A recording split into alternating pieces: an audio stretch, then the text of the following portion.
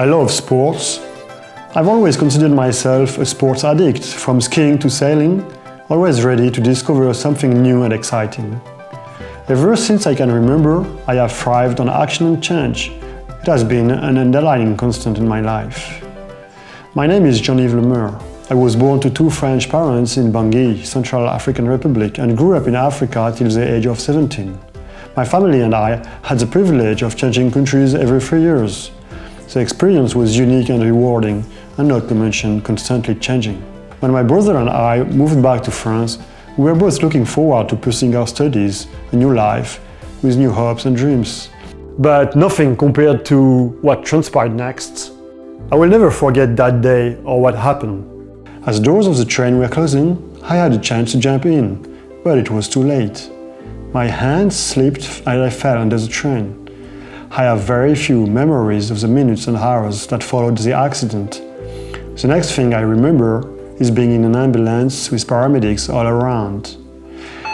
I passed out and was later diagnosed by doctors with a clinical death. The chances of survival were slim to none. So what happened next is nothing short of a miracle. With my parents' support and my love of sports, I threw myself into all kinds of activities. It was not easy. Every sport seemed out of reach. Thanks to my new artificial legs, I was able to reclaim my self-confidence and get my life back. I discovered a new way of physical activity. Sports became an outlet for physical exertion. Badminton, table tennis, hiking, mountain climbing, hand cycling, sit skiing, you name it, I did it. Shortly after graduation, I started at CERN, with much luck on my side.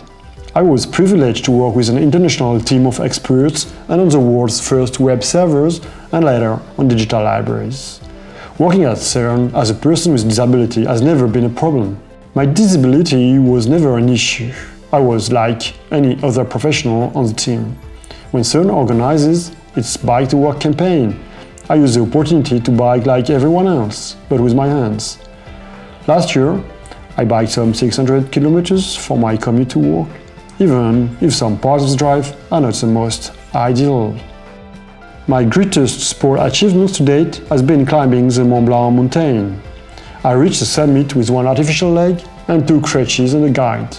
Thanks to rock ice climbing material, especially designed for the conditions, I managed to achieve the impossible in under 20 hours across 2 days. For anyone with 2 legs who says it's difficult, I welcome them to try it my way.